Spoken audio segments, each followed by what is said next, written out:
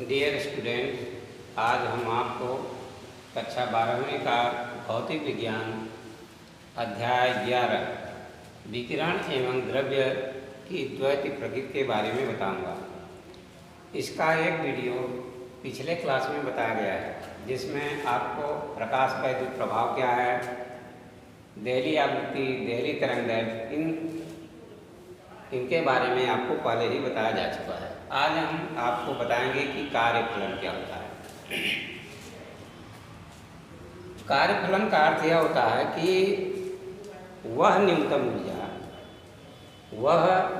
ऊर्जा जो धातु की सतह से प्रकाश इलेक्ट्रॉनों को उत्सर्जित कर सके। वह न्यूनतम ऊर्जा, जैसे कोई धातु है, यदि प्रकाश उस पर आपतित हो रहा है तो वह न्यूनतम ऊर्जा जो किसी धातु की सतह से प्रकाश इलेक्ट्रॉनों का उत्सर्जन कर सके, उसे क्या कहते हैं? कार्यफलन। वह न्यूनतम ऊर्जा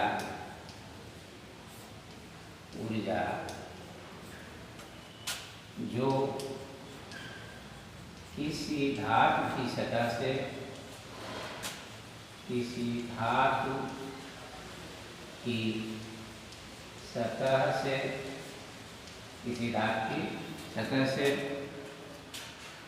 प्रकाश इलेक्ट्रॉनों का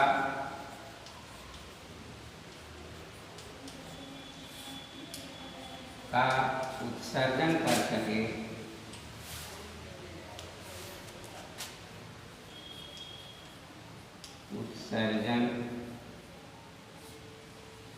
कर सके, वह न्यूनतम ऊर्जा जो किसी धातु की सतह से प्रकाश इलेक्ट्रॉनों का उत्सर्जन कर सके, उसे कार्यफलन कहते हैं।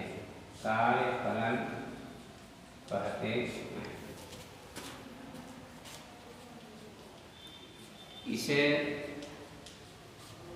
W से प्रदर्शित करते हैं। वह न्यूनतम ऊर्जा जो किसी धातु की सतह से प्रकाश इलेक्ट्रॉनों का उत्सर्जन कर सके, उसे कार्यफलन कहते हैं।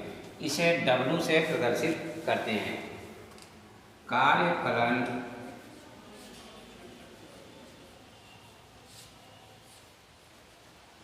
W बराबर h न्यू जीरो। कार्यफलन W बराबर h न्यू जीरो या W बराबर h into C upon lambda zero, या इसी को लिखा जा सकता है W equal to HC by lambda zero, जहाँ H प्लांक नियतांक है, जिसका मान 6.6 इंटू 10⁻34 जूल सेकेंड होता है। जहाँ H क्या है, देखिए प्लांक नियतांक है, और इसका मान 6.6 into 10⁻34 joule second, mu zero Delhi आवृत्ति है, और लेमडा जीरो देहली तरंग दैर्घ्य है। तो कार्यफलन के बारे में देखिए क्या है कि वह न्यूनतम ऊर्जा जो किसी धातु की सतह से प्रकाश इलेक्ट्रॉनों का उत्सर्जन कर सके, उसे कार्यफलन कहते हैं। इसे देखिए W से प्रदर्शित करते हैं। इसका जो सूत्र है कार्यफलन W बराबर h न्यू जीरो, जहाँ h क्या है आपका प्लांक नियतांक है, न्यू जीरो देहली आवृत्ति है, तथा साथ ही साथ लेमडा जीरो जो है वह है देहली तरंगदैर्घ्य। अतः W बराबर h न्यू जीरो या HC बाई लेमडा जीरो लिखा जा सकता है।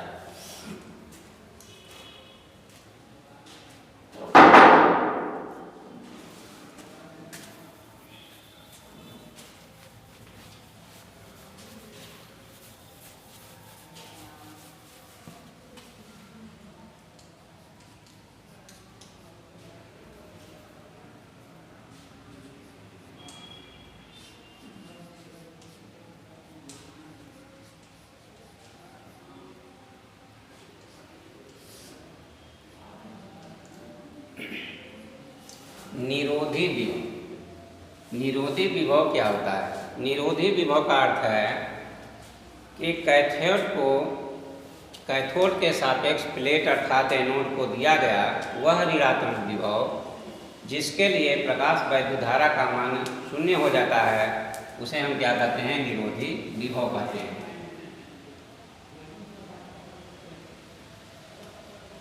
कैथोड के सापेक्ष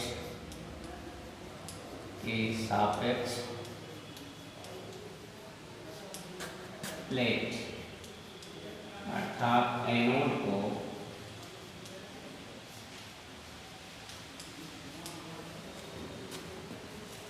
दिया गया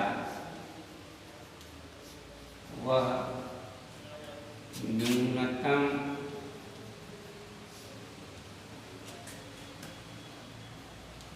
ऋणात्मक विभव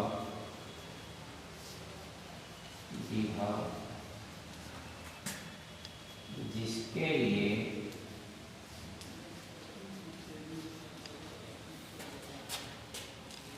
प्रकाश वैद्युत धारा का मान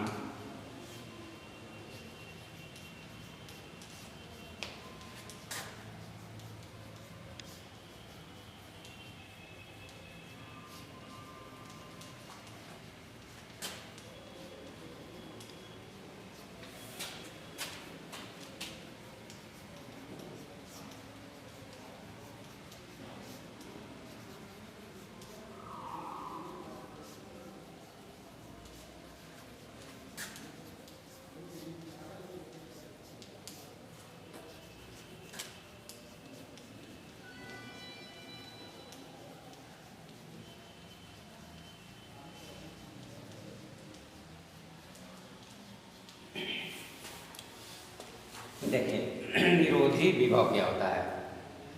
कैथोड के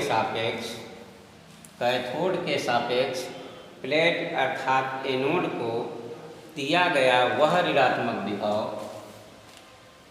कैथोड के सापेक्ष प्लेट को अर्थात एनोड को दिया गया वह न्यूनतम ऋणात्मक विभव जिसके लिए प्रकाश वैद्युत धारा का मान शून्य हो जाता है, उसे निरोधी विभव कहते हैं और इसे क्या कहते हैं? V0 से प्रदर्शित करते हैं।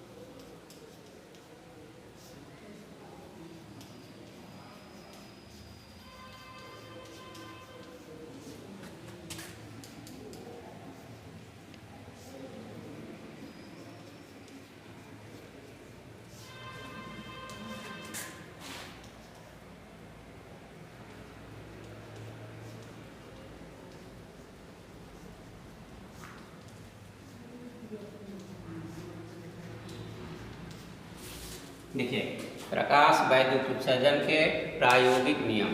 प्रयोग के आधार पर वैद्युत उत्सर्जन के निम्नलिखित नियम हैं। पहला नियम यह कहता है, देखिए प्रकाश वैद्युत उत्सर्जन का जो प्रयोग के आधार पर जो नियम प्रतिपादित किए गए उनके आधार पर अर्थात प्रयोग के आधार पर वैद्युत उत्सर्जन के निम्नलिखित हैं। पहला नियम है, देखिए यहाँ पर प्रकाश वैद्युत धारा का मान आपकी प्रकाश की तीव्रता पर निर्भर करता है। धातु की सतह पर जितना ही तीव्रता का अधिक प्रकाश डालेंगे, धातु की सतह से उतने ही अधिक मात्रा में इलेक्ट्रॉनों की संख्या उत्सर्जित होगी, अर्थात प्रकाश वैद्युत धारा का मान उतना ही क्या होगा? अधिक होगा। अर्थात क्या हुआ? पहला नियम देखिए इसका है कि धातु की सतह से या कह सकते हैं कि प्रकाश वैद्युत धारा का मान आपतित प्रकाश की तीव्रता पर निर्भर करता है। प्रकाश वैद्युत धारा का मान प्रकाश वैद्युत धारा का मान आपतित प्रकाश की तीव्रता पर प्रकाश की तीव्रता पर निर्भर करता है।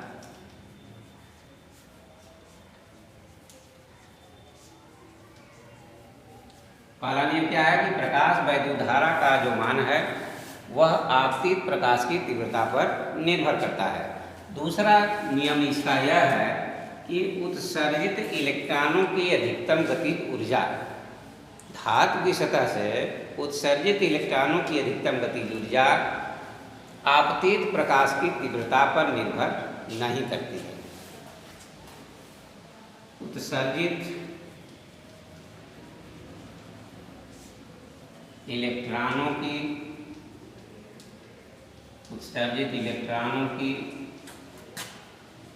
अधिकतम गतिज ऊर्जा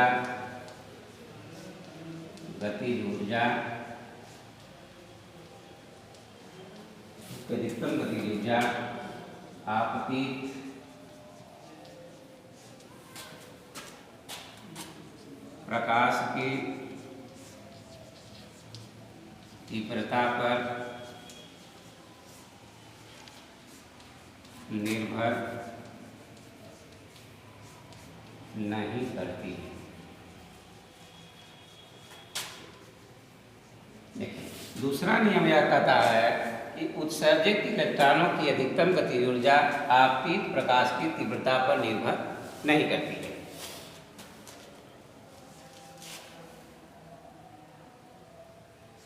धातु की सतह से उत्सर्जित इलेक्ट्रॉनों की संख्या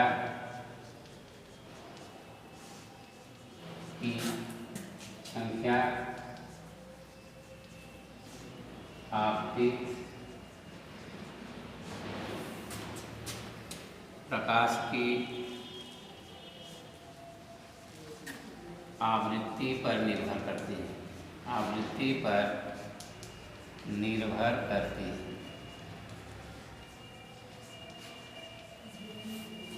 चौथा, देखिए, तीसरा नियम है कि धातु की सतह से उत्सर्जित इलेक्ट्रॉनों की संख्या, उत्सर्जित इलेक्ट्रॉनों की गतिज ऊर्जा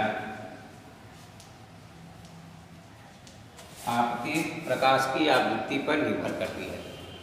अब यहाँ देखिए, चौथा नियम यह है कि यदि आपतित प्रकाश की आवृत्ति देहली आवृत्ति से कम है तो धातु की सतह से इलेक्ट्रॉन उत्सर्जित नहीं होंगे। यदि आपतित प्रकाश की आवृत्ति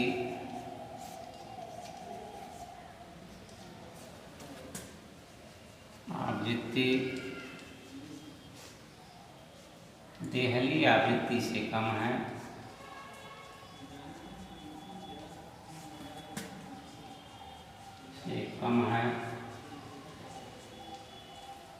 तब धातु की सतह से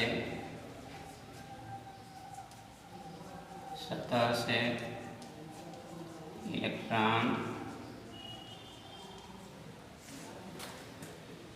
उत्सर्जित नहीं होंगे।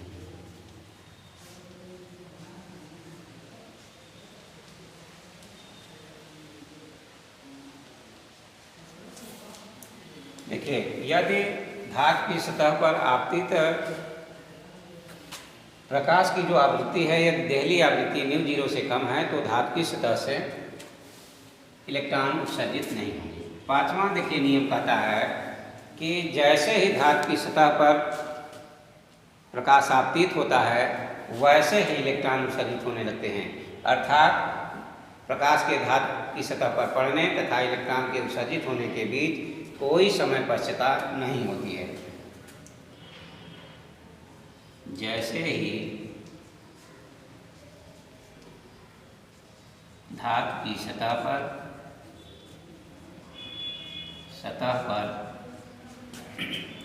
प्रकाश पड़ता है वैसे ही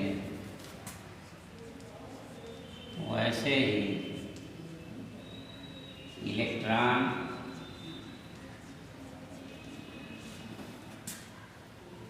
उत्सर्जित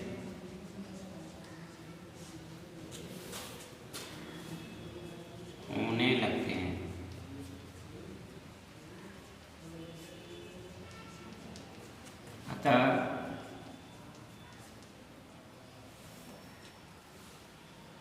अतः प्रकाश के पड़ने तथा इलेक्ट्रॉन के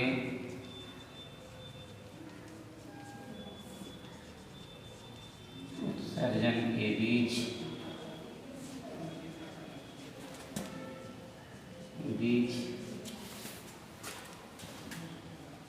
कोई समय वश्यता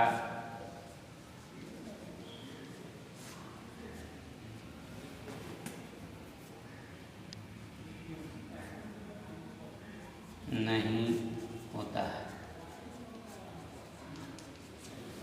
देखिए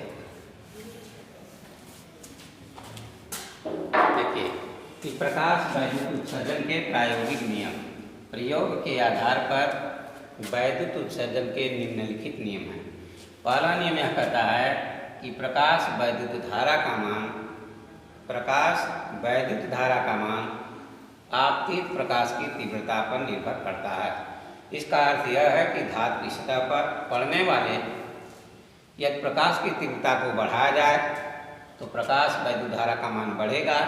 यदि तीव्रता को घटाया जाए तो प्रकाश वैद्युत धारा का मान कम हो जाएगा।